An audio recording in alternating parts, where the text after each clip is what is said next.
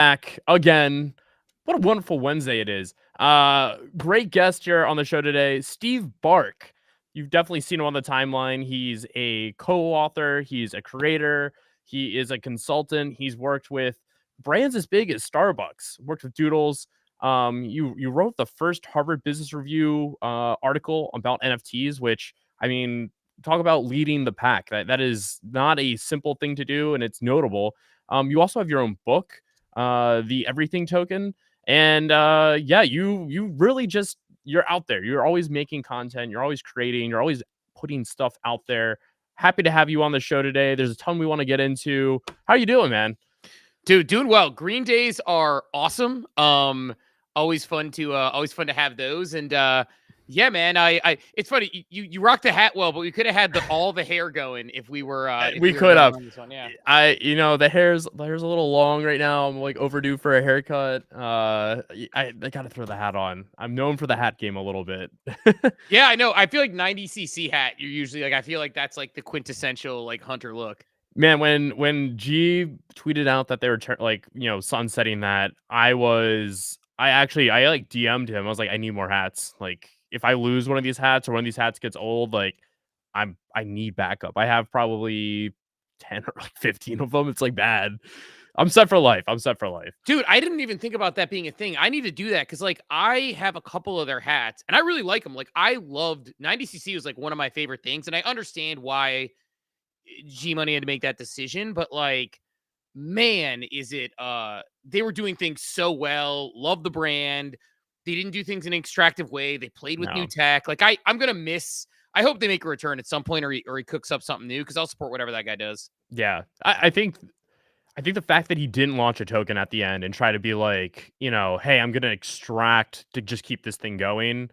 I don't think enough people give him like a round of applause for like being a good participant in this space, because it could have ended very, very differently. Well, I mean, like, someone like that, it's like he bought a bunch of crypto punks when they were like nothing. Like, he could have fucked off to the beach, but he like kept doing things. You know what I mean? It's like Right. people like that are the ones that I respect. Who I'm like, he really tried to build and poured like hours of his life into something. So, I don't know. Like, I think like one of like there's certain things to know if like you're somebody who like knows what you're doing in this space, and people who like respect and like G Money. I'm like, oh, okay, like that's somebody who knows a thing or two about a thing or two. Like it's a bull indicator. Or when I see someone in a 90cc hat or shirt or something, I'm like, that person knows what they're doing in They crypto know a little it. bit, Yeah, they're an OG. They're part of the community. They're not just here for the hype and the craziness. They're part of it. I agree with that.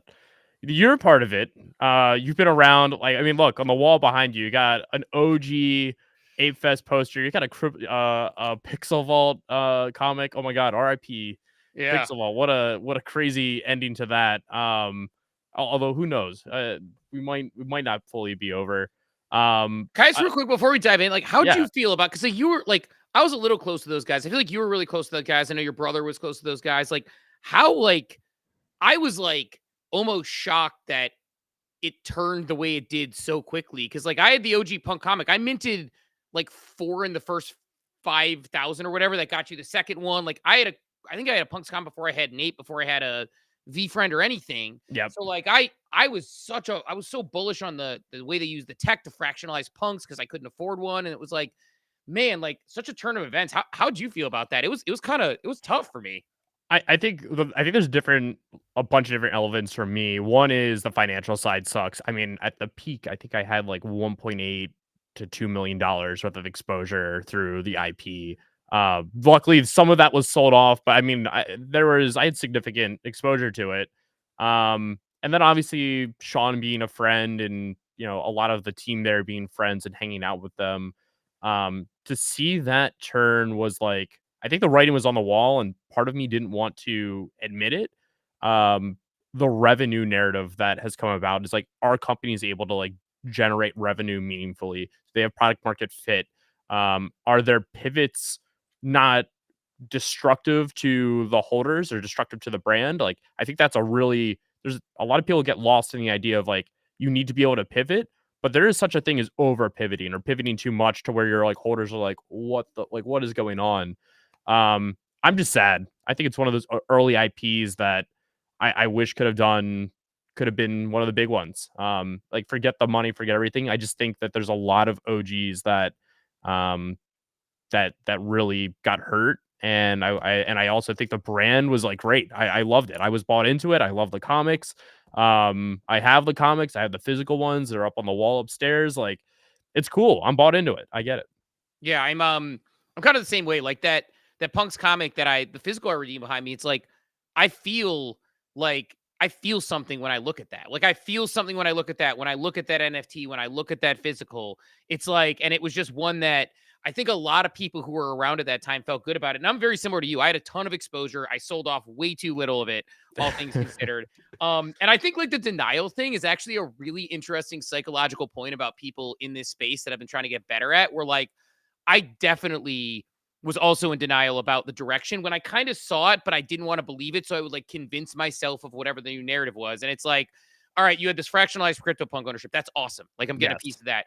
And then it was like, okay, new comics, cool. That's awesome. Adidas, I'm getting some cool clothes. There's utility. There's redemption there. That's like using the software in a cool way. And then they're like, here's a bunch of fucking planets. I'm like, I don't know. I'll mint some. And then I'm like, okay, we're starting to get a little away here. And then it was like, then we're doing like something with like sports, and then we're doing something with it was just it kept evolving into like then Reboot came along. I'm like, okay, totally here for this, but like I kind of think I knew at that point, like, what are we doing here? Like, this is not where we started. Yeah. I think for founders, you got to be hyper focused. And yeah, there again, you can pivot and whatnot, but you have to be hyper focused and be like, yes, we're talking to our customers, we're watching the market, we're like thumb on the pulse of what's happening here, and we are just laser focused on executing, putting out, and generating like a healthy business.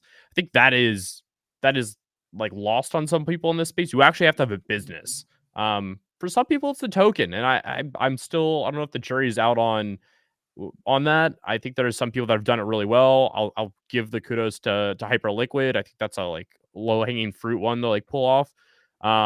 I also think Kato's they're in the progress of figuring out. I think they've done a good job there.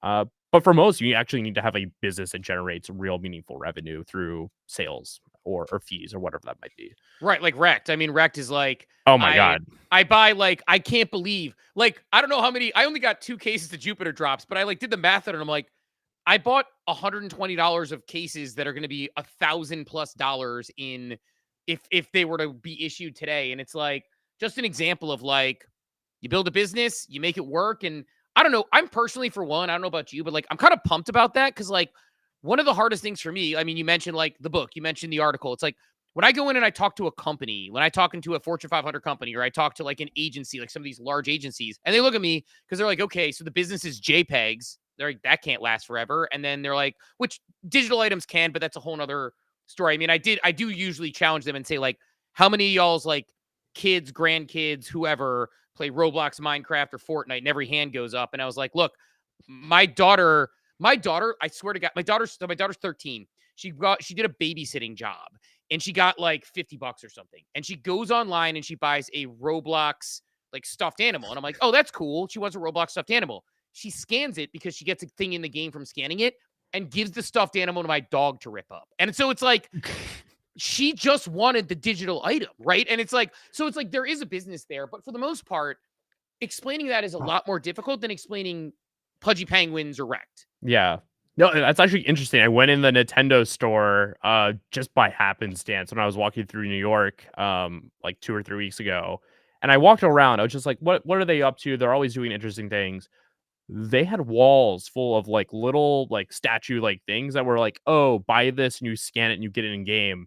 And I just watched kids grab these and I was like, "All right, they're cool little like tokens, but I doubt a single one of those kids was like, I'm gonna put this on my desk. I'm sure every single one of them was like, I want this costume, I want this character, I want it in the game. That I think is we're still in the very early days of I think a lot of large companies understanding that's the future. It's digital assets, digital ownership.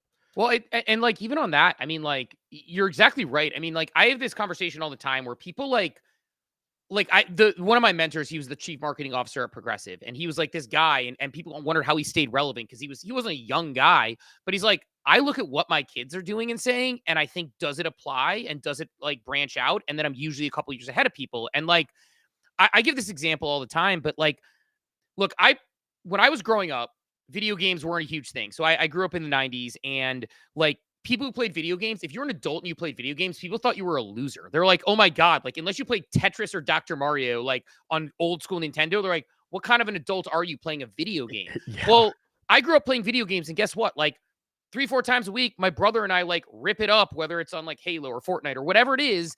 And it's not weird. It's normal. And we aged into that because we grew up with it. I think this generation is going to age into more digital spaces, more like, by the way, they're also learning like commerce, like social skills. Like people like talk about kids on screens. My daughter was talking about like floor prices of items in Grow a Garden, which is the big popular game right now. She looks for drops. She waits for drops. She gets the anticipated items. And if they hit certain levels, she hits sell points and buy points. Like she's like literally learning how to do DeFi on freaking Roblox. So it's like, it's valuable, and they're going to age into this. Right, and they're gonna once they start making money, then it's like, oh, like, I can go make real returns, and there's asymmetric markets, and I mean, think about like content creator coins as these kids start like they're like, oh wait, this streamer that I like love and I found super early, like for your daughter, like a makeup artist, who does like get ready with me videos. She finds her really early, watching. Imagine what that token does as they launch their own products and they gain more popularity. And she's like, I knew it, Dad. I knew it. I knew she was going to be massive. But it is interesting because it's a lot of speculation. And I'm curious how that affects the younger generation as they're introduced to the idea of like speculating with monetary repercussions. That's an interesting one that we haven't seen before because it's been, that speculation's been on assets with like in-game currency that there is no dollar associated to. Now there is. But yeah, but like no, they honestly, like you're not wrong though, but like the funny part is they get to do it in a simulated environment because like Robux and V-Bucks are so important to my kids. And my kids have gotten wrecked on things. Like they've bought things that they thought were like really important and they get wrecked on them, and it matters to them because like my kids have to do chores and shit to earn money, like, or like my daughter now can babysit. She'll eventually be able to get a job pretty soon. But like that's their money and they only have so much of it. And if they spend it on something and then that thing goes down in value or doesn't do what they want, they get wrecked. They get emotionally tied to things. My son has some skin that his like friend is trying to trade him for. They do things in game for this game he plays. And like he refuses to make the trade, even though it's objectively seemingly a good trade because he has like an emotional attachment to it. And my daughter even got hacked one time. She got like scammed, not hacked, but she got like social engineered and learned a lesson in social engineering. And then awesome moment, like my son's 11, she's 13. At the time, she was like, I don't know, 10, he was 8 or something. And he's really good at video games, like savant level, like because he doesn't have anything else to do and he loves it. And so he went and got her back something that she was looking for and like earned it back and got it for her, which is like a really sweet thing, like spent time doing it. Oh my God. It was like the coolest thing, like such a weird little like, it's like she got hacked and she was like devastated. And then he went out and like grinded till he was able to get her that thing and she didn't know and he like surprised her with it. So like cool, like full circle moment in both ways where she learned about proper wallet security actually, because like she now has like a hot wallet and a cold wallet version on her Roblox, where if she's doing trades, she only uses this wallet and only puts the item in and only does this. And so like they're really learning legitimate crypto skills, man. I'm telling you. Like that's crazy. I mean, you have the alpha. I don't have kids. I feel. I mean, it sounds like having kids is alpha in the digital age. Dude, absolutely. It's like it's funny because I thought I was setting my daughter up well when she was like 6, 7, 8. I was showing her stocks and I was showing her like what I would do is we would buy like one share of Disney, or because she knows Disney, she has the product. And then like it would be down in a month and she'd be like, but Moana just came out. And I'd be like, right, but nobody's going to their parks. And so she was like learning what makes financials work. So I thought I was setting her up. Like little did I know, like she was going to fucking lap me like 3 years later on her iPad, just playing like Pet Simulator 99 and Grow a Garden and these games that like people laugh at, but like they are legitimately teaching my kids like social skills, trading skills, buying and selling opportunities, and how to like manage economics. And I didn't get an economic education. Like I didn't have a 401k till I was like, or an IRA or anything till I was like almost 30. And like, I just wasn't educated on. My parents had no idea what they were doing financially with stuff like that. So like, I just was like, I read a couple books and I was like, where was this my whole life? My kids just know that stuff. And I'm making sure they're educated on all of it. And like Like they're doing okay. Like if they have a brokerage account and I put a little like a Bitcoin ETF in there, they're like doing just fine. But I'm helping them with that stuff, but they're learning it on their own, and like they're going to be so set up financially. And I think this whole generation that grew up on this is going to be so much smarter, whether it's crypto or traditional finance, because like I wasn't educated on that stuff, and they're just doing it naturally with their friends. Yeah.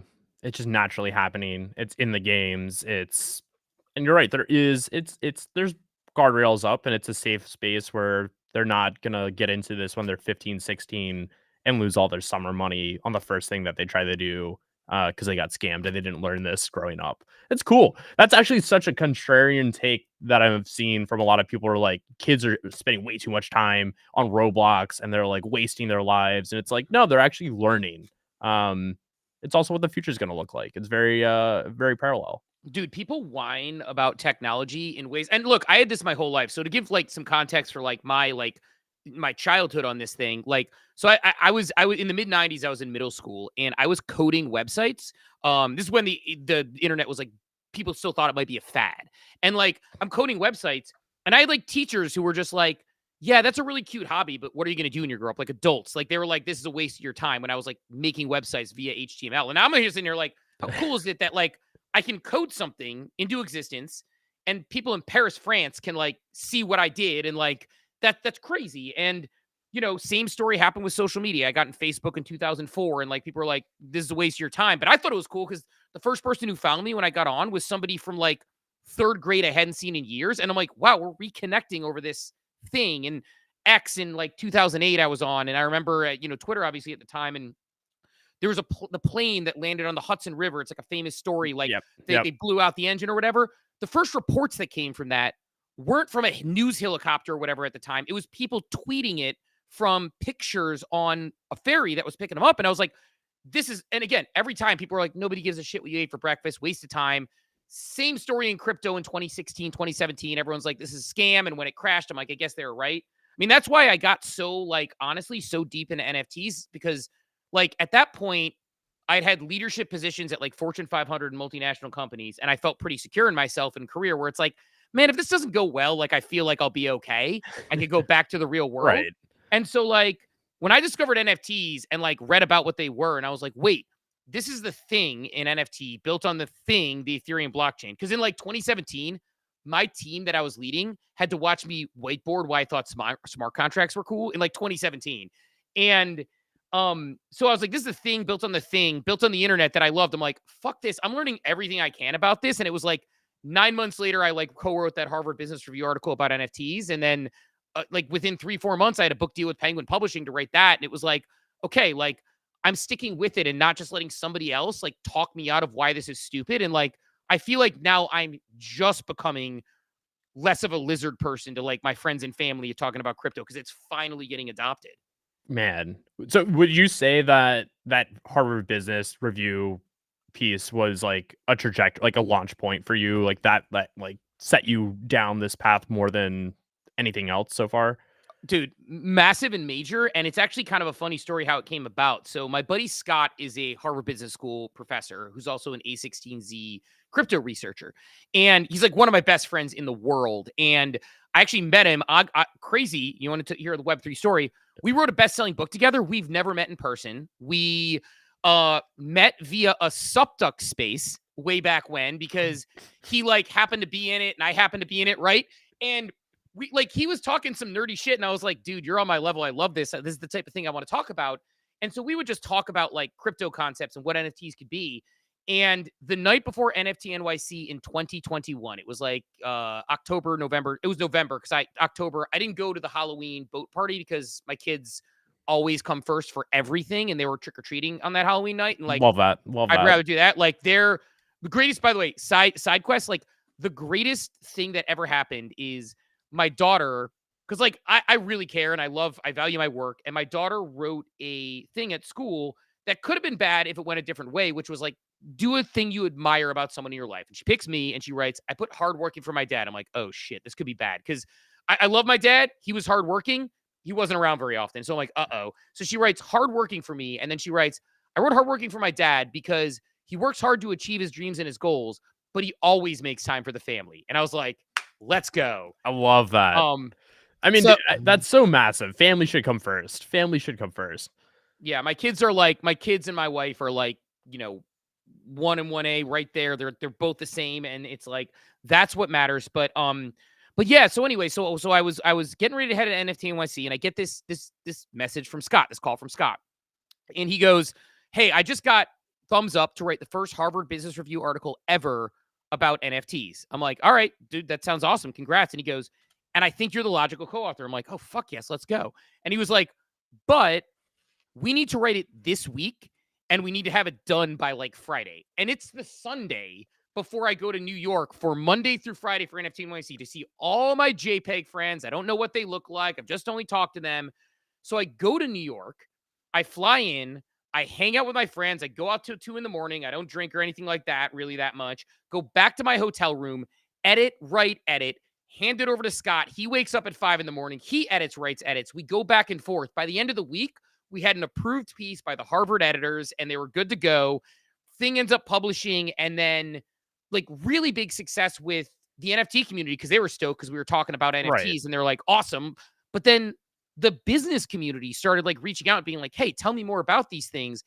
And that's how we actually kind of got the book deal. The way most book deals work, you write like the book or at least several chapters. You find an agent, you beg for an agent. Like they have these speed dating events you'll go to find an agent, and like Right. then an agent will pick you, and then they pitch you, and then they give you like no money to like write the book potentially if you're lucky. Because this was such a hot topic, because the HBR article was so successful, we get on the phone with Penguin Publishing. We send them like an outline of messy thoughts, and they're like, done. Let's sign a contract. So we ended up getting a book deal with like nothing written except the review article, and it's the most atypical process. And then within a year and a half, book was out and ended up being a bestseller. What does a book deal look like? Do they pay you like is it like a split on like copies sold? Like I have no idea. Like that's foreign world to me. Yeah, I had no idea because I'd obviously never written a book before, and so like it's crazy. So basically, what they do is they're really smart about it. They like to split it up, and this is a good thing you could do. They like to split it up into 4 separate payments, which is your advance, and unless you sell like millions upon millions of books, like unless you're like James Clear selling Atomic Habits, you don't actually get commissions from the book. That doesn't actually put money in your pocket. It does in the future because in theory, like they know you sell more books. Sure. But the things that I'll tell you the couple unexpected things about the book. One, the way the contract looks is you get paid a quarter of it the day you sign, a quarter of it when you finish writing the manuscript, a quarter of it the day the book comes out, and then a quarter of it the 1 year after the book comes out. And they do this so that if they sign you for 100, 200, 300, that whatever the number is they sign you for, they get to spread out their P&L over 4 years with the author. So it's not like they're chunking it out and basically making this big bet and maybe you Yeah. don't write it or whatever. They give you incentives. And then unless our books sell like literally like millions of copies, there will be some point when we start making money on it. But Sure. like you can sell hundreds of thousands of copies and not make money on a book. But they like that because like, especially when you get bulk sales and other things like, Lucanet Chad like bought like 1,000 or something like that. Like Gordon Goner bought 100 and tweeted about it. So like great guys, but like they unless you sell like literally thousands of 100,000 books, you're not get it. So it's basically your advance that you sign, and then you get it over time, and which is really nice, by the way, because like it's almost like then you just have this consistent, and it's not like a full year paycheck type deal, especially if you're a first time author, but like you get a chunk and then you're like, oh yeah, I get another chunk now. And it just shows up in your bank account, especially the year after. It's been like a year and a half. So it just hit in January again. It was like, I didn't do shit for a year outside of after the book launch. And then all of a sudden a chunk hits my bank account. I'm like, that's nice. Like, let's go to dinner. Nice little dinner check. I like that. That's amazing. And now, so the book's out. It's a bestseller. Everybody likes it. You've become, I would say, like one of the voices on like NFTs that you've seen so much. You've talked to so many companies. You've worked, consulted with the Doodles brand. What are you seeing like right now today, 2025 today? Where are NFTs? Are they dead? Are they coming back? What do you see the next 6 months looking like? Yeah, I mean, I think we're gonna actually start to see them used in the way they should be used, and by that I mean like, Claynosaurus had a really creative drop recently, right, where they did their Popkins drop, which was it could only, and we were talking about that. I was talking about this with my co-author. We were talking about doing a piece on it, but both of us got busy because it's like it's one of those things that could only be done with NFTs because it was a drop. that had a soulbound token, that had items that were going to be in a game later on that were, so there were like all these different mechanics that were thrown into it that were really, really creative. And I think the way we're seeing NFTs going, I think Starbucks Odyssey, I think was just too early. I Too think that early. the tech wasn't quite there. The adoption wasn't quite there. And look, DraftKings Sunset Rainmakers. One of the reasons DraftKings Sunset Rainmakers was because they had somebody, people don't never looked into this really, but like somebody sued them basically saying, I lost money on NFTs. And the person should have accountability for their own actions, but there was no clear guardrails set by the government. At the time, it was a very anti-crypto, anti-NFT government. So Yep. because of that, DraftKings is like, look, we can fight every lawsuit of every person who loses money on our platform, or we can shut this thing down. And it's simple, and we just take a class action. It costs less money. And I think Starbucks fell into that same bucket in a lot of ways where they were so early, but like you needed to have Polygon's tech wasn't, Polygon, I had them on my show recently and they're just like, yeah, we probably weren't there the way we should have been there for that stuff. So I think everybody's there, but like now you have super fast TPS, right? You have like things like Mega ETH, you have improvements on, on Polygon, on Flow, on all these other blockchains. And so the way direction I think it happens is you're actually going to see NFTs used the way they should be, which is a human being doesn't know they're getting an NFT. They get a Privy wallet off their favorite company. Stripe right now is trying to sell the picks, the shovels, and the land you shovel on, right? Because I know this is a topic I wanted to get into with you because Stripe I've talked to X-Stripe people recently on the stream, love them, and then watching Stripe buy Privy, watching Stripe make some of these announcements around L1, like Stripe is coming to play, and they're not a small player. It's like 1.4 trillion in pay volume. There's not a small player, but they own the whole stack, and that's insane. Yeah, they're gonna be like, it's one of those things where there's a world where we tell our kids, Stripe used to be a payments company? Because like, think about it, like their size and ability to scale, like they're making such a large bet on crypto that I don't think people have wrapped their heads around what this means yet. They took the industry standard. Look, a bunch of non-custodial wallets existed. They took like custodial wallets existed that with single social sign-on like that, single social sign-on wallets. They took the winner in that category right now because people don't know. ApeChain Glyph Wallet, it's Privy. Abstract Global Wallet, Privy. Like, look at the bottom. They're all Privy. And so they took that. They own it. They're building a blockchain. They own it. So theoretically, the most underrated thing, I think, so this will make sense. I promise I'm going to tie this together. No, go for it, man. Go for it. So it just got announced that like Harvard and Stanford and all these universities have a shit ton of Bitcoin right now because they bought it through the ETF. Well, they didn't own Bitcoin self-custodial, but when a familiar financial institution says they can buy it, it's great. I told my mom to buy had $100,000 she needed to do something with. I told her to buy Bitcoin at $20,000. She didn't. She got she ended up throwing it in a CD. That $100,000 ended up maturing, I think, this week at $102,000. The Bitcoin would be $600,000. So like, it's like she's didn't do it because it wasn't familiar. It wasn't comfortable. It wasn't what she wanted to do. So familiarity and comfortability matter. Well, what happens when Stripe's enterprise clients who have been skeptical about blockchain, skeptical about stablecoins, skeptical about NFTs, and the Stripe goes and their customer success manager says, hey, do you want to make a lot more money and also do something that gives you way more data about your customers? Your customers are going to be happier. Like, get this wallet, issue these NFTs, use this stablecoin payments network. Stripe is laying a foundation where they can go into every single client, those $1.4 trillion worth, including small businesses. Like, they could have an out-of-the-box solution for them. Like, you're talking about, again, the picks, the shovels, and the land you mine on all coming from one company. It's like they're potentially moving from like this global payments network, which was incredibly valuable, to like a global infrastructure network, assuming their L1 works. Now, again, depending on how their L1's built, could be susceptible to hacks, could be susceptible to a lot of issues, but like, man, they're really in it to win it, and they're making such a big bet on crypto and Web3. And I don't think people realize, like, when they say they're building an L1 blockchain and they acquired Privy, like, they've got a whole stack to go to every single. And look, I can go in and tell those enterprise clients all day long, and they're like, you're the guy who LARPs as a digital monkey on the internet, versus like Stripe goes in and it's like, oh yeah, you're the people who are responsible for all of our payments. Like, we believe you. It's just how the world works. So yeah. I think there's so much opportunity there. I was surprised by a lot of people being like, well, why not just do it on Ethereum? Why not? Like, it'll be compatible, EVM compatible, but I think it's almost more bullish to see that they're going all in. Like L1 is like an all in bet. It's like, hey, we're not fucking around here. Like we are going balls to the wall fully. We want people to build on this. We want this to be infrastructure and we want to own it. Um, it got me kind of excited. And I think the Privy acquisition was like when it clicked for me. Love the guys at Privy. Absolutely stellar team. Great hires recently. I saw they got Ted on the team. Um, they're just crushing. It's going to be awesome to watch them make the moves over the next 12 months because they're not going to be sitting on their hands very long, in my opinion. Yeah, I think it's one of the more underrated things. Like as somebody who like, like everything that I kind of generally do in the space, like I kind of always have a focus on like, can I help feel like I moved, like throw a pebble in the ocean to cause a little bit of a ripple to help move adoption forward? Because again, like being early to the internet and social media and crypto and like basically letting people talk me out of it, being early to this, it's such a powerful, powerful thing.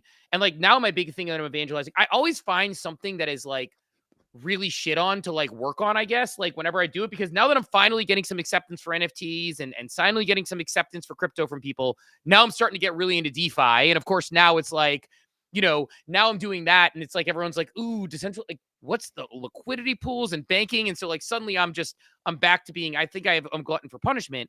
But like I really think Privy is going to move this thing forward harder. I mean, Privy and Stripe, because Stripe is just the size of them. It's not just because like look, people understand number go up technology in the stock market. Like our government understands number go up, our senators and Congress people know number go up, our financial people understand number go up. So like, a friend of mine, my one friend in the group, I have like a group of I'm really fortunate. My kids, first of all, they're friends with like older and younger siblings in the same families, and the parents are all like really awesome. Like we went on a vacation in Hilton Head with 18 people, 10 adults, 8 kids, one Wow. big house.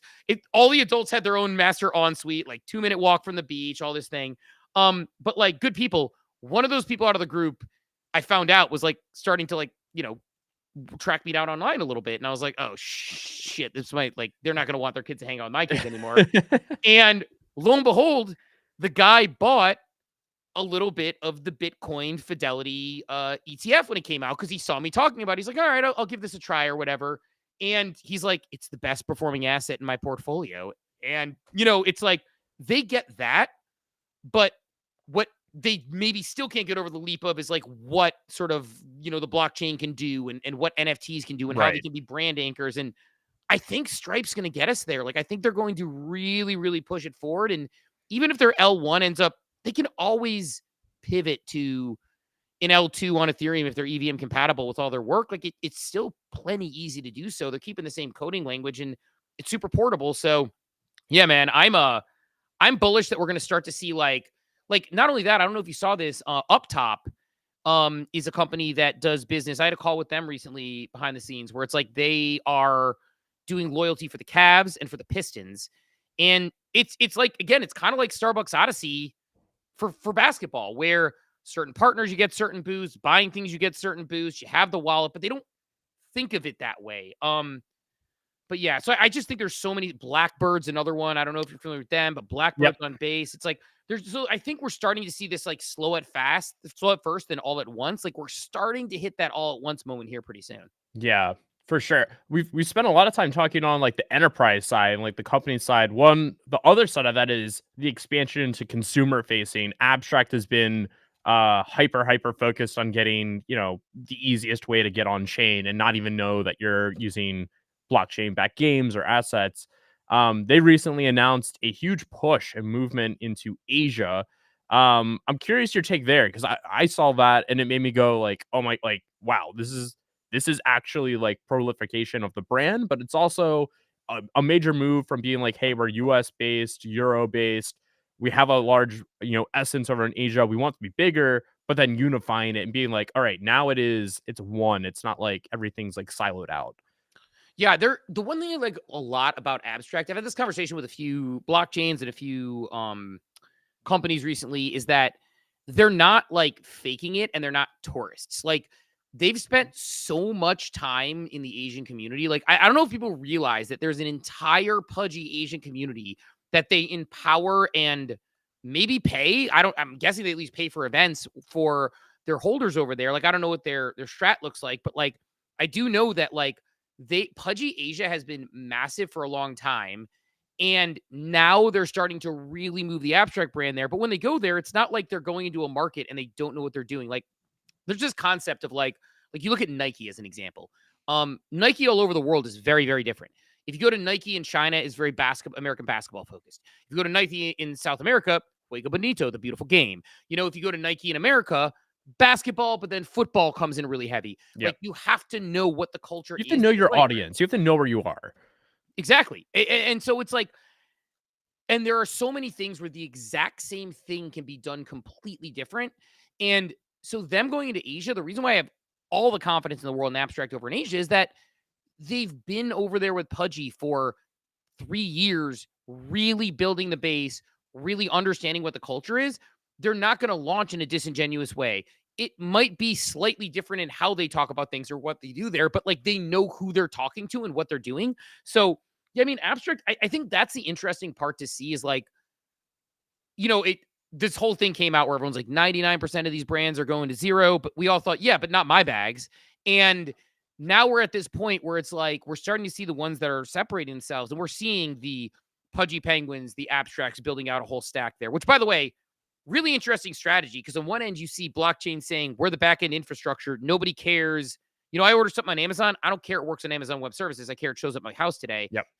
Abstract saying, no. We're going to use discoverability and use the power of our network effects, and we're building the abstract brand. So interesting. Like, I don't know which works out, but I love that thought process. That they're doing it a little differently. But you're seeing abstract and Pudgy. You know, you're seeing VeeFriends is the most underrated one because, oh my God, nobody talks about him. Nobody talks about it, and I get it. I think there's some people that, you know, like Gary is a little polarizing on the end. I think his heart is always in the right place. I think he's a business genius, but I think because he's not a founder who's out here pumping his bags. He's not out here in the community being like, you know, higher, floor prices rising. He's just executing. And I think that executing in silence and kind of being like, hey, if you're paying attention, if you're watching right now, if you're watching what the IP is doing, what the collectors for the card game are doing, what the resale on eBay is doing right now, the number of sales that the merchandising is selling, and the resale even for like hats, like, I mean, $60 hats are going for $200. People really want it. They like it. They're the kids that they've brought into it through the comics, and the game, like, they are crushing. And it's going to be a moment where just you know, the floodgates break and it's like, oh shit, that was happening for the last 2 years. Like, what the fuck? It's just funny because like I remember there was back when I think it was Zeneca, because Zeneca originally used to do like numbers and spreadsheets and things. Sure. And I want to say that Zeneca had put out this stat where he was like showing the holder overlap, and it was like 90% overlap, like a Venn diagram between like Bored Apes and Gutter Cats and Pixel Vault. And then VeeFriends was just on an island. It was like on an island because like Gary just has fans and people who have followed him for years, and he's playing a different game than everyone else in that him and Andy are looking at it like, we want to build. First of all, you want to talk about seeing things before they happen, and not just like his general way he predicts things, which, by the way, full disclosure about being a Gary Vaynerchuk fan. So my book like has on the back jacket, we got 3 Nobel Prize winners who endorsed our book, but the top quote is Gary Vaynerchuk. So like that is so epic, actually. Yeah. That's epic. I'm also a huge Gary Vee fan. Yeah, he's like my guy. But it was like, that's how much of a Gary Vee fan I am, is that like, it's Gary Vee, Nobel Prize winner, former chief digital officer of Starbucks, former CMO Progressive. Like, that's how much I like Gary. So disclosure on being a fan. But like, you know, it's like, you look at the way he approached it. He gave 3 years of conference utility. So he gave limited utility, not I'm indebted to you for life. It was for 3 years, we're going to do a conference. And he said he'll do another one. Didn't say when it would happen, but like, what a like forward-thinking thing versus everyone who's like, I'm selling this PFP. We're going to the moon. You have lifetime utility. So he saw that aspect. He used NFTs for tickets before anybody else, right? That was a piece he did. He used an airdrop functionality that was different than everybody else, where it's like, hey, we're airdropping you your tickets so that if you can't go, you can sell it. So it's an extra thing. Now, when you look at what they're doing, still, they're doing tiered utility. When they're selling these boxes of cards, they work with Topps Chrome. Those things going for astronomical pricing, right? It's like, he's like, my holders get first access, no stress. My V2 holders get next access, a little bit of higher price point, can't buy as many. Then the public sale, then the auction. And also you can enter to win. It's like, this is how he's tearing things out. Oh, by the way, like I'm releasing this hat that is really like desired. The people who own the trade of that hat can get one for free. Everybody else buys it. Like he's using these things. Him and Andy are doing this exactly as it should be intended to be done. Exactly how NFT should be used and exactly how brands will use these things. And he's slowly building a community. He goes to card shows. And like you said, like I think what's underrated because we're so spoiled looking for our, $10,000 airdrops in this space. Don't get me wrong. Give me that. But like he's, I play that game too.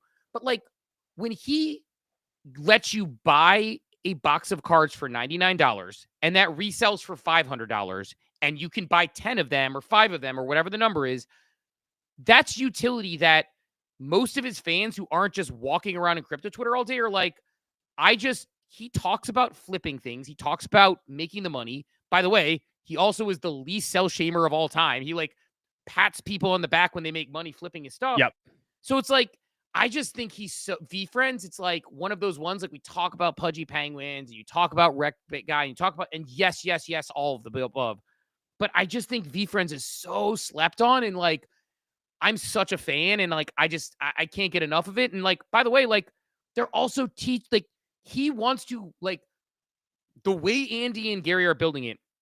They want to build a Pokemon kids type positive trait brand. And also the characters are all positive traits. It's not like, look, I love my joint smoking monkeys. It's not a joint smoking monkey. It's a, brave bison and, patient panda. Like he's eating positive traits. So he wants to build a brand that is kids and adults brand, Pokemon style brand that will live on long after him and Andy and anybody else is gone. And like, he's thinking in those terms of like, 100 years from now, not 100 minutes from now. Yeah, he's thinking legacy. He's thinking endgame legacy, sustainability, something that is not again a pump and dump. He's not thinking about floor price. I think he's just thinking about how do I make the absolute best IP, the best business, and something that can stand the test of time. I love that. That is something that's overlooked. Of all the things that are overlooked right now in the market, I would say it is VeeFriends on the NFT side.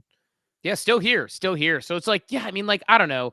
So it's like you're starting to see those brands in the space that get escape velocity. And it's like, I think we're finally starting to see like who are the ones that are like the 2, 3, 4 brands that you can really get on board with and sink your teeth into. And like, I mean, you're seeing them in their own ways. I mean, the other thing that's really interesting to me is a Bored Ape is still a $60,000 NFT, even though the only utility people know about is Ape Fest. There's rumors of another token coming, but like haven't seen what that looks like yet. And they just stay up, man. It's like there's something to be said about like, I don't know. Actually, I want your opinion on this because you've been around the block a lot in this space. Do you think they're entering the sort of historical, their first utility-based NFT? They kind of started the run. Do you think they've entered the historical NFT category, or is that like hopium?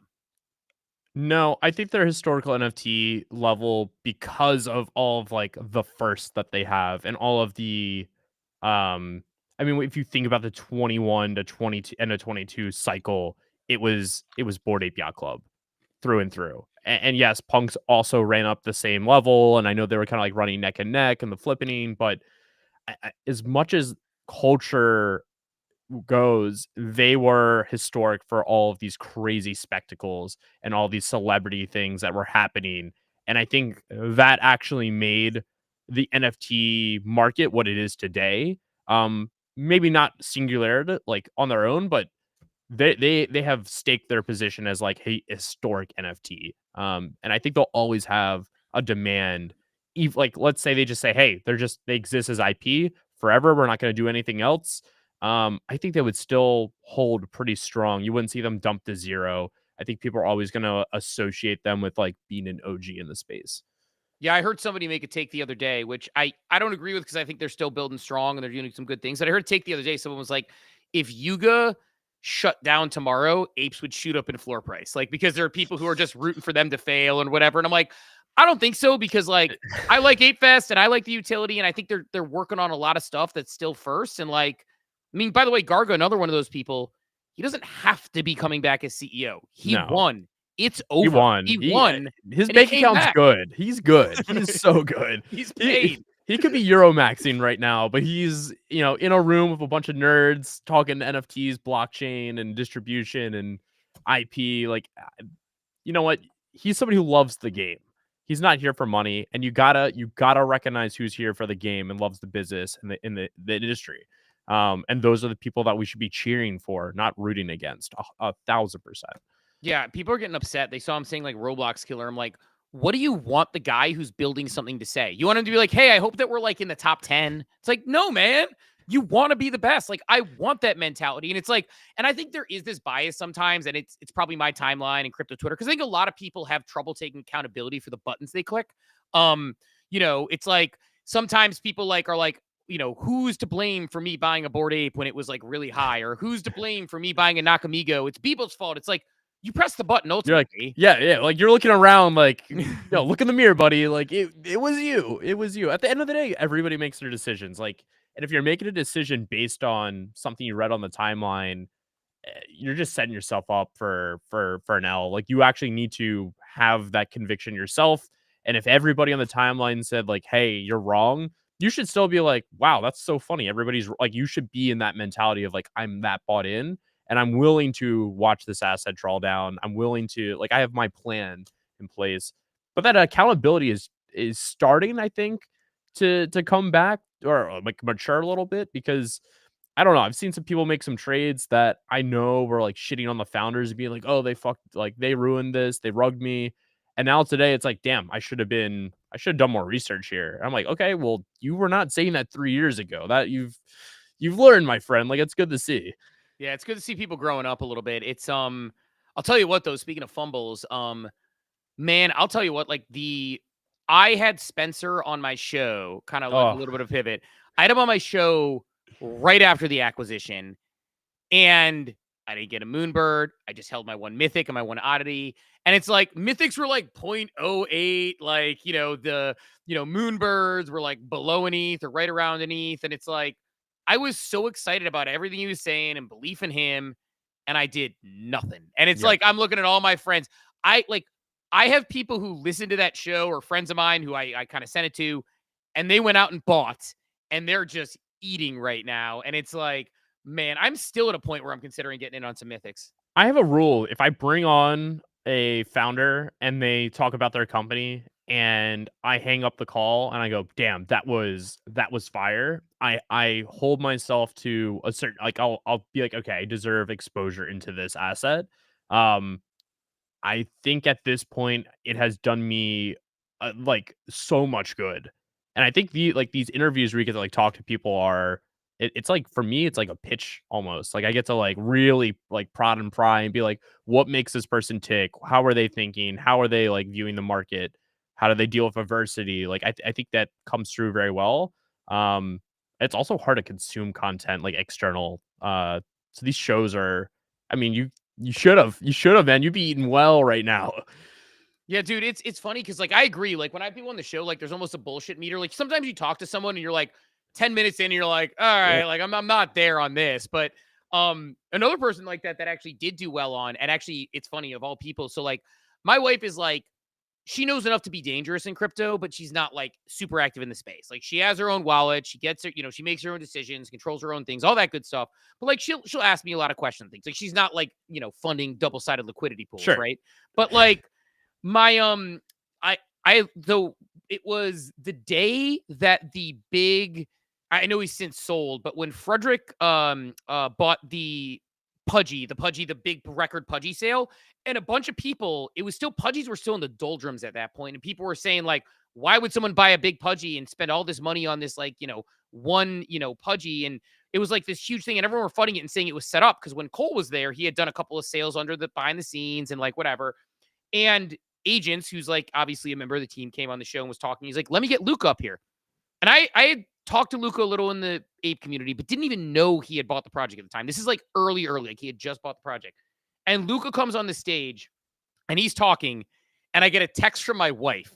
And she goes, I just bought a little pudgy, like while listening to this interview. Like this is when they were like nothing. It was like Luka had just taken over. And so I'm like, all right, I'm holding myself to that. And I bought a couple of little pudgies then and ended up working out and being a pretty good trade for me.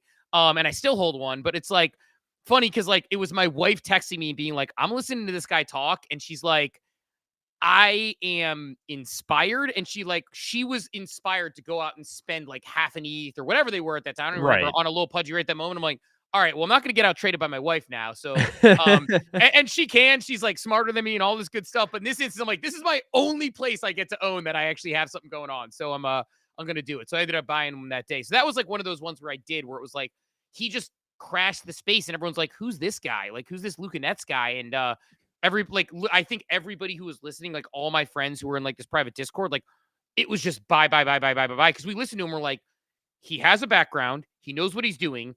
He's choosing to buy this IP, right? He's spending his own money on it. And his logic was so sound where he was like, they're cute, but they can also play outside of this space. They're not, he had Yeah. all these logical reasons. And man, that was back in the day. A couple days later, I was listening to Space. I shit you not. Somebody said to him, I wonder if he remembers this. Somebody said to him, you have an ape. Why isn't your ape your PFP? And he's like, I just bought Pudgy Penguins. Like, I'm building this company. But that's how early this was, that people on Spaces were saying, why don't you have your ape as your PFP, man? Right. The ape water ape that he had. Yeah. Oh man. What an iconic moment in NFT history. Like those are defining moments. And man, to go back and see that early like Luca when he was hungry, like foaming at the mouth, like ready to go. Like he still is. I'm not taking anything away from him, but like holy shit, the cards were stacked against him and he was like, I don't care. I don't care. Like I'm here. We're gonna go. We don't care how long it takes. And they're still on that. And I think that's what's made them successful is having a very forward facing founder who makes content, is easy to talk to, and he just believes in the brand and he bleeds Pudgy. I mean, they've written the playbook for how to win in the NFT and token space. And I'm curious, like, what do you think like has been the most impactful thing that Pudgy has done or Luca has done as a founder to win? So I think the big thing they do on a macro level. So I'm a communications and marketing guy. So like just to give, my jobs in the past, it's like I led public relations at Progressive Insurance. I had to do recruitment marketing when we were trying to get people to come to Cleveland instead of going to Palo Alto to work for Facebook. I led internal communications when we sent 40,000 people home for COVID. I led public relations for food brands at Nestle. So like DiGiorno, Hot Pockets, Lean Cuisine, and was trying to get like DiGiorno on like Jimmy Fallon and things like that. So like that's and did actually. We got DiGiorno on Jimmy Fallon and Stofers and stuff. Good Morning America. So that was like my job prior to Web3. And one of the things that I bang my head against the wall on is that nobody in this space takes marketing and communication seriously. Nobody maximizes moments. Nobody maximizes partnerships. And the thing that I had a conversation with a couple of team members, with Lorenzo actually, when I was in New York a few years ago, and like had this conversation, and we were talking about another brand. I won't say who we were talking about, but they had an announcement and nothing moved and no one talked about it. And he brought it up and I was like, they miss all the low hanging fruit. He's like, it's low hanging fruit. And it's like, what I love about the Pudgy team, not everybody has a founder that has that dual sort of unique pairings. Like one of the things that like it was like Buffett or someone said to be like really successful, unique pairings help. So Luca is a really good business person, but he can also talk very well, right? Not everybody does that. A lot of people have technical founders and they roll out their technical founder and their technical founder wants all the glory and doesn't speak very well, or an artist founder, or you name it, right? Yep.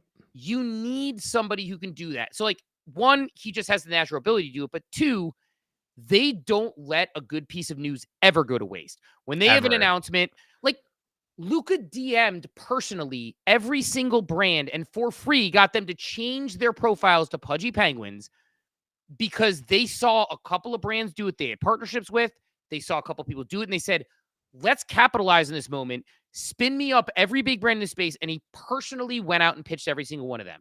Like that type of thing. Or with Walmart announced it. They announce it. They do an inner huddle. They spin up a space. They have a press release. They have imagery. They have a cadence of campaigns. They have their sort of, creators in their community who they give early access to, ready to go with content that's customized. No moment goes to waste. Almost no brand in Web3 does that. Like their success is because they relentlessly listen and care about holders, and they bring them along for the ride. But more than anything, I have never seen an announcement or a moment even when Luka had the controversy, when like people were calling out his past, he went on a space that night. He talked to his community the next day.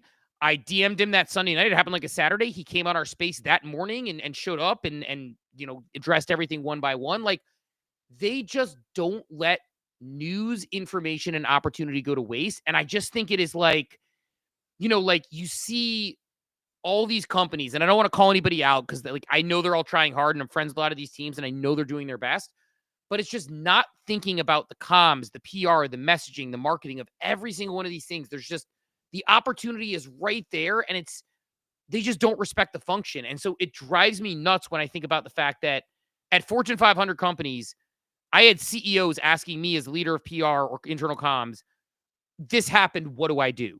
And they would trust me on that. And in Web3, a technical founder, an artist founder, a founder who maybe isn't that gifted in marketing says, I got this, and then just put out a tweet. It's like just a waste. Yeah. You need that pulse. You need to have that expertise. You need it might require a team, but you actually have to have a plan there.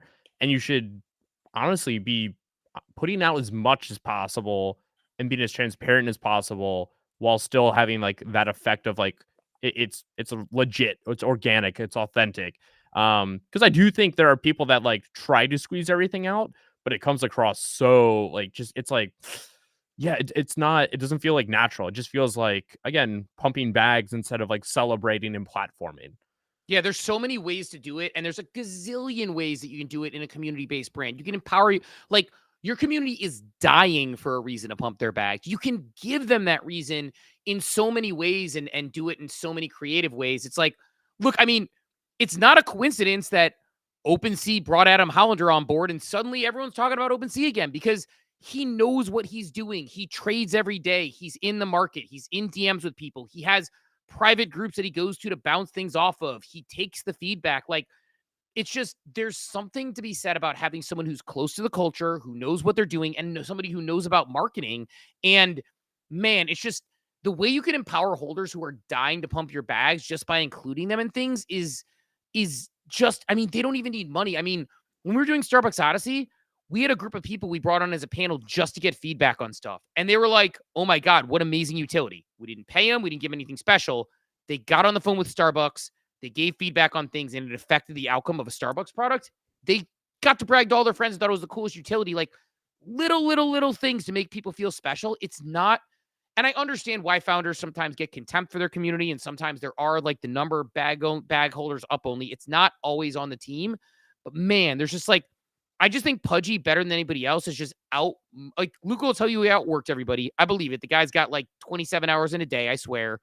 But the dude also just out markets everybody. And you have to be able to deliver. But like I had this conversation with an NFT, with a Web3 brand at one point behind the scenes where they're like, Pudgy just did the same stuff as us, but everybody loves it. I'm like, he puts a wrapper on everything to make it so great because he knows exactly what he's doing. And then his community will just amplify that. He just empowers his community and says, go to work. And it works. Silver platter. Here it is. Run with it. Like, you don't have to do anything except amplify this. Yeah. That's the machine that he's built. It's a machine. He can do it every single day, every single week. And it works because it has a sustainability point to it because they're doing things in a way that it's not extractive. They're not like taking money from their community, just be like, see, like, new drop. Now you have to spend all this money. Like, it's them prolificating the brand and putting the brand in other places, coming back to their holders and see, look what we did. Like, look where Pudgy Penguins is now. You almost can't go anywhere without seeing them at this point. It's kind of crazy. Yeah, I mean, my mom sends me Pudgy Penguin gifts, and like it just, it is quite literally all over the place. And again, like, it's just, if you do that, your holders will gladly hand you money for things when those come out and, when you do it. But it's just, they're very, I mean, Launching Abstract, whole group of Abstract Angels that they brought, that they worked with. Now, Dilo works for the team. And it's like, just the way that they do things is very community first focused. It's like, like there's so many people who are focused on money, bottom line. And look, VC things come into play there. I think VCs definitely hurt certain brands because they are in a position where they have to pay back and make money. But like when it comes to like marketing and community, it's like not everything that counts can be counted, and not everything that can be counted counts. And I think that people sometimes look at stuff and they don't think through. You can just work with your community and through that sheer like online presence, like grow a brand to the point where it just becomes Wrecked is another example. It's like he is OSF, the way he has empowered that community with token. People are like, what are you going to do when you want to raise a round? He's got a lot of Wrecked millionaires that he's created with his coin that could probably sell a little bit of coin and invest in his brand. And guess what? Then they're going to proliferate it more. It's like he gave them equity. So they literally have events. Skin in the game. Skin in the game. They care. And just they're like, and again, is it any surprise that somebody who is a builder who has been here for years, who shows up every day, is ingrained in to understand the community? It's not. And so I think like that part of it just gets sometimes lost. It's like your community, if you supercharge them, it's why Bored Apes took off. It was, Gordon and Gargan did a great job, but they like when you joined the Bored Ape Yacht Club and tweeted about it, it was the best tweet you ever had. When that happened, you're like, this one's gonna bang. I know it's gonna bang because they showed up and they threw you roses and they're like, welcome here. Like you made the best choice you could have ever made. Yeah, that's what you. I mean, I remember Gordon gave an interview I'll never forget years ago where he said, we sort of build the sandbox and the community builds the sand castles, and like. That's what they did, and they just let it happen. And like, if you tweeted out something with an ape on it, boom, retweet by the only million follower account NFTs. And like, oh, you want to talk? Oh, the founder's talking about it. They're buying your products, and they're like, once they made their money, it was like, they sold $90 million raise in mutants without giving out a shred of equity. And they bought products from their community, and they use it to push their community, and they use it to run Ape Fest and get big performers there. It's like, that mentality of looping back into the community, it's like it can come back tenfold if you do it well and if you do it right. And I just think that that's what the brands that are being most successful. I mean, Gary with VeeFriends, it's like his community like walks up and he meets them like it's like he treats the person, anybody who's ever met Gary, you feel like you are the only person in the world when you're talking to him. It's powerful. Yeah. Yeah. Again, it comes back to giving a fuck. It's such a low hanging fruit that more founders, more people should just be doing in the space. And yeah, Luca, OSF, Gary, they're writing the playbook on it. Yeah, dude, totally agree. It's exciting, man. And so it's about as exciting time as there can to be here. Like I said, I'm finally getting myself into DeFi, making my crypto work for me. But like, I don't know. I'm just like, I'm pumped to see all the different things because like for first time in a while, I felt like, because I've done a morning show for like 950 straight weeks or whatever. Like me and my co-host, one of us has been there every Monday through Friday, birthdays, holidays, Christmas, New Year's, whatever. We're always there. And we've done it, since December 2021, just continuously, 8 a.m. to 10 every single fucking day. X Spaces are done. We're doing it in Discord. Yep. And there are times when you just don't have a lot going on to talk about it, don't have a lot to be interested in. Now is like the time that you can't keep your eyes on everything because there's so much happening. Like I go to check. I had a Solana liquidity pool going, and it was USDC and Solana. And so like obviously like if Solana goes up, I end up with more USDC. If Solana goes down, I end up with more Solana. I did a liquidity pool last night, and I woke up this morning and it was almost completely empty because like Solana just kicked up so much. I'm like, okay, I have that to worry about. And then, Spencer's tweeting about, I'm going to do something nobody else has done in the space. And you're like, oh, I got to buy a Moonberg. It's like, oh, and then, OSF's out here, like new things coming. And it's like Base and Base is out here like launching stuff. It's like, all right, this is too much. We need a moment here. But this is great because this is the opportunity. If you're paying attention, you have the time, you have the effort, you can make a lot of money, or you can even just meet the right connections in this space because of all the people that are here pulling around. And I think it can change your life if you're involved. I just think it's a life opportunity you will only get once every so often. Yeah, dude, it's like that's actually like real alpha right there. Is like right now still you're at a time where if you DM a founder, there's a pretty good chance you get a response. And like I think people don't realize how awesome this time is, that it's like, if you go to Art Basel or you go to an event or, it's like you can go to one of these events and, Ape Fest, if that's your thing, whatever it is, and you're going to go to a event and you're going to be able to talk, like, don't show yourself, just go hang. Yeah. And you are going to meet some of the coolest people who like are going to be, and these are the people who are going to be here now, in 5 years from now, in 10 years from now.